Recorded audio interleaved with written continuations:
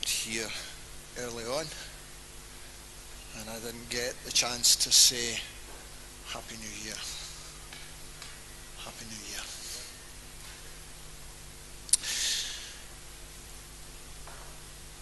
The year, I guess, will in part be what we make it, how we approach it. And certainly at the start of the year, myself and some of the folks that have agreed to take on the ministry to our teenagers, we'll be getting together. That's a heads up. Okay, we will be getting together within the next couple of weeks. We'll be working that out because I think it's important that we move on with that, take it forward. Things, as they say, can only get better. Thus far, I have managed to do a key and lock a door that we now can't get into. Things can only get better. Bizarrely, one of the things that came out of that was Helen had told me early on this morning, she said, terrible morning, since 4 o'clock I've had weird dreams. And she knows full well not to share them with me because I'm kind of getting ready to come here. And I broke the key and she says, that was one of the dreams. So, God in the midst of it is still kind of leading and guiding. We just need to learn to pick up on it and act on it. So that's all cool. That's all good. I'm mindful that we've got the kids here and I'm not going to speak for very long here this morning. All right. How's the start of your new year been? How's it been? What have you seen? How have you felt at the start of your new year? See, the world is... Maybe it's just because we were 24-hour news now that we're actually aware of everything that's going on in the world. And as I kind of tuned in and looked at what was going on in my world, I saw people that hated each other, wanted to destroy each other, wanted to disrupt society, really weren't living in good relationships, holy relationships, and really building each other up. On top of that, there's some stuff going on that I was looking for an answer. And well, let me read this first. Yeah. I'm looking through the Beatitudes with you, and when we get further on, you get some examples of how, practical examples of how to live out the Beatitudes. In Matthew 5:43, it's entitled, Love Your Enemies, or Love for Enemies. You have heard that it was said, love your neighbour, hate your enemy. Jesus tells us, love your enemies and pray for those who persecute you, that you may be sons of your Father in heaven. He causes the sun to rise on the evil and the good, sends rain on the righteous and the unrighteous. If you love those who love you, what reward will you get? Are not even the tax collectors doing that? And if you greet only your brothers, what are you doing more than others? Do not pagans do that? Be perfect, therefore, as your heavenly Father is perfect. Love for enemies. It talks about the tax man in there. That was one of my revelations towards the end of last year. Some of the pastors within the Baptist Union know me as the tax man. I'm the tax man. There's worse things to be.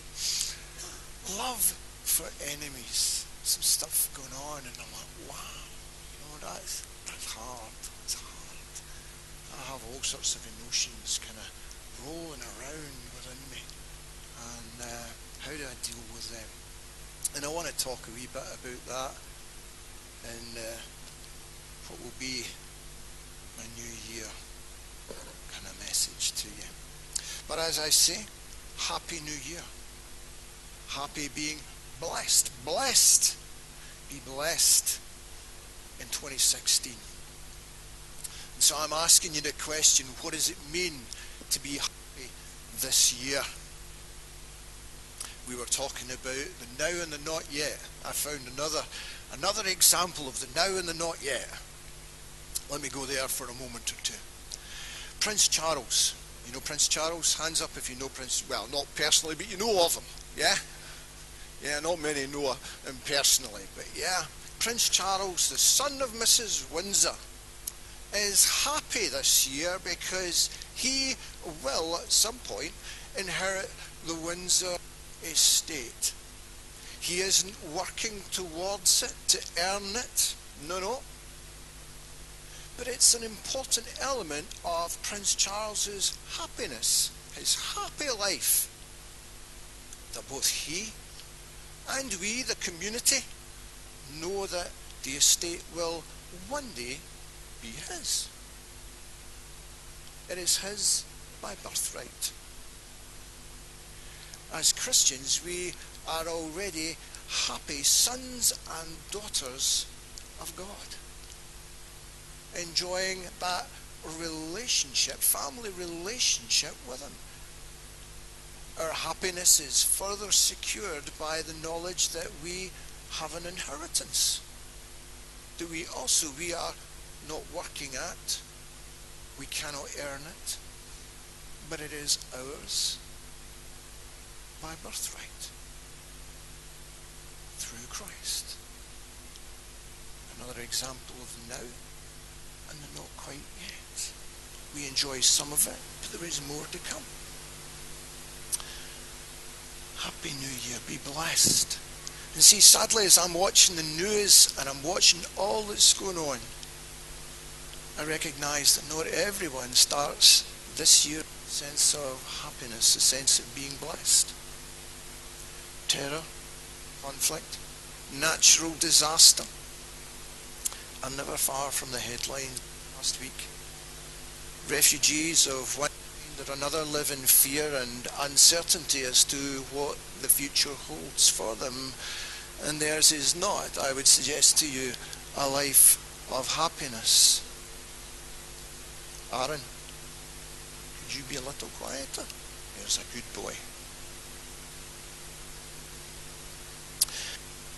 This year, how are we to share our happiness with those people that are hurting without appearing sensitive to their needs and to their situations? And see, as I say, I've been struggling with some stuff this week, and I really didn't have anywhere else to go other than back into the Beatitudes, because that's what I've been looking at, that's what I've been studying. And I come to the next one, and the next one is this: blessed are the meek, for they will inherit the earth.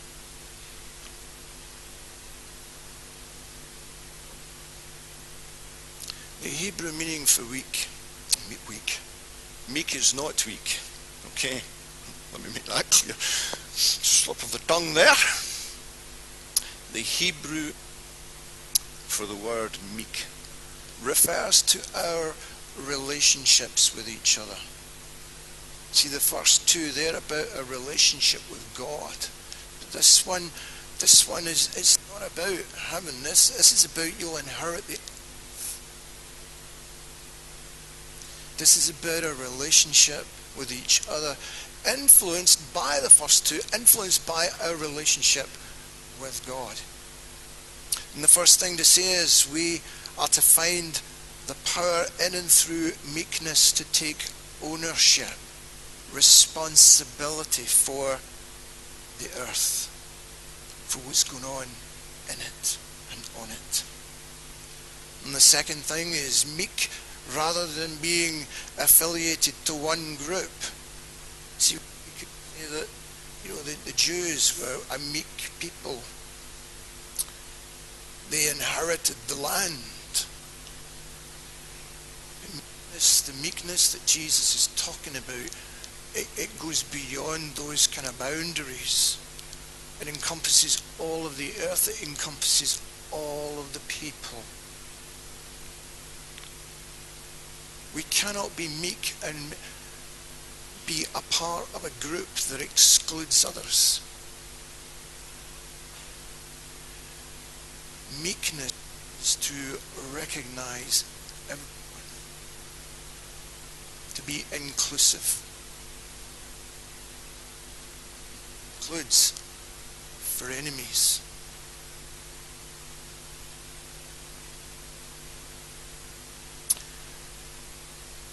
You with me so? Yeah? Now let me ask you this question. How hard is that? Is it just me that finds that hard? I'm glad it's not just me. So it's all very well. And my question is, how does this meekness work out? What emotions does it engage? I'd never heard this bit before. This was new to me. We've got the Hebrew and we've got the Greek. The Greek understanding of a meek person, I find that very interesting. The Greek understanding of a meek person is someone who becomes angry.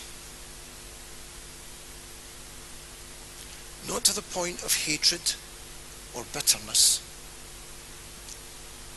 but angry towards a person, the right person to be angry with at that moment in time. Angry for the right reasons and not just because I don't like the shoes that you're wearing today, you know. Angry for the right reasons. And angry for just the right length of time.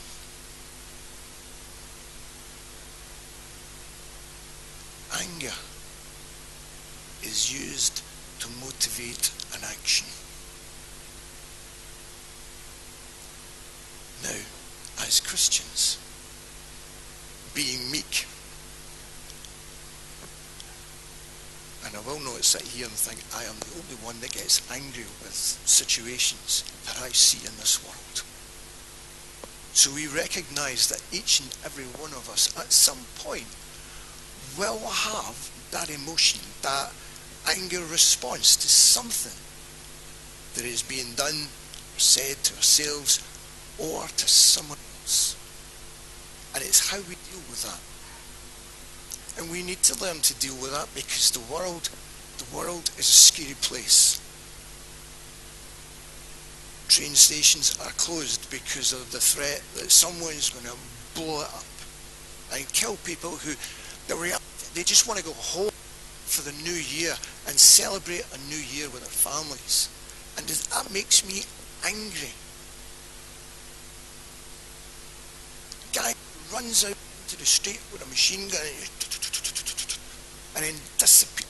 That makes me angry because people just want to come together in the cafe, have a latte, have a chat, say Happy New Year, how's it going, and get on with their life. And I get angry when I see that. And I will not be alone. I'm going to suggest to you I should not be alone in those situations. Ours is to be an anger that is constructively channeled to offer good advice. See, one of the reasons that things don't change too often is because there was a situation the other week where I found myself in a shop. And anybody looking on would think that I was doing something wrong to someone else, going by the actions that someone else was taking. And there was a guy that was, I don't know, from here to Max, we were kind of that far apart, and I was walking towards, I had no choice, you know, he was in my direction of walking, and he looked at me, and he looked away, and he looked at me and he looked away because he didn't quite know what to say. Was I doing something wrong or not? But even if I was doing something wrong, he wasn't prepared to challenge me on it and say, wait a minute, is there something wrong here? And as I passed them, I just kind of turned to him and said, happy days, and walked on.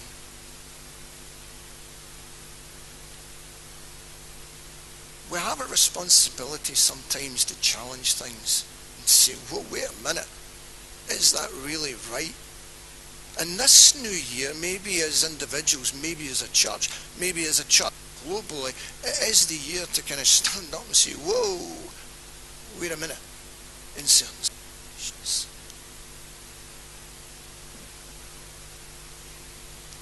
We don't get to be cotton wool fluff and mushy, and there's some hard facts to be dealt with. And the New Year's maybe as good a time to bring that up as any. I think we're doing some kind of stuff here already, and I'm highlighting it. So the anger, it's channeled. It's channeled, yeah, we're like, this ain't right. But if we suggest that you look at it this way or take this action, that it might be good. We might bring it back. So that anger is used to give good advice. Ethical mediation in situations to help work agreements, problems, disputes that people, countries may have. Establishing at the end of the day God's standards in relationships. We enter this year as a people who can make a positive difference. We can demonstrate a joyful alternative to the hatred and the loneliness. This year we can feed the hungry. We can clothe the naked. Through us, our hands, our feet, our words, our actions, God will minister to mend the gap between a perfect heaven and a broken world.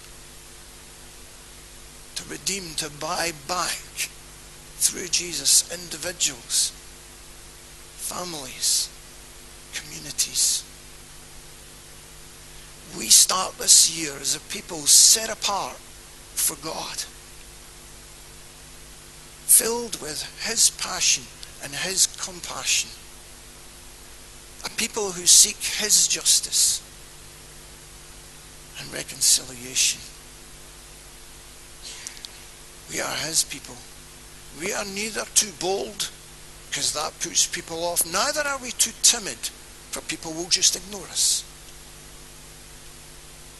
We will be a people that are happy and blessed in the knowledge ours is His awesome inheritance. A people roused to action in God's righteous anger against injustice, abuse, neglect.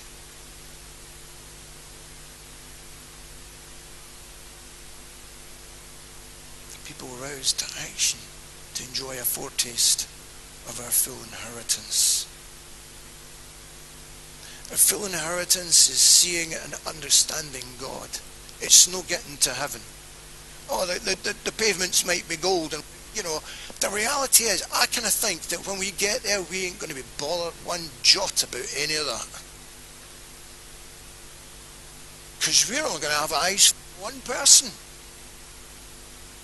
The rest might not be there. That is our full inheritance. Seeing and understanding God face to face. Our foretaste of that inheritance is seeing and understanding in the light of Jesus our neighbours and those who choose to see us as their enemy, as people, and that we would dare to look for Jesus in them. Our anger will be real. It'll be as real as God's. It should be righteous, and it should be restrained, as is our God's. And finally, our anger should be focused on those areas of life that rob people of freedom, opportunity, identity, pride, justice, and love. So let me close with this. Recognizing that we're all going to be angry at some point. What's going to make you angry this year? You've got a choice about how to react to things. What is going to make you angry this year?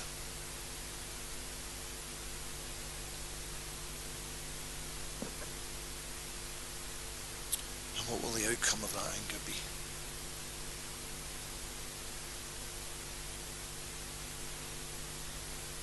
It is our choice. I trust that we channel it to bring about freedom, opportunity, identity, pride, justice, and love. And any other positive word that you can think of that I haven't just now. Amen.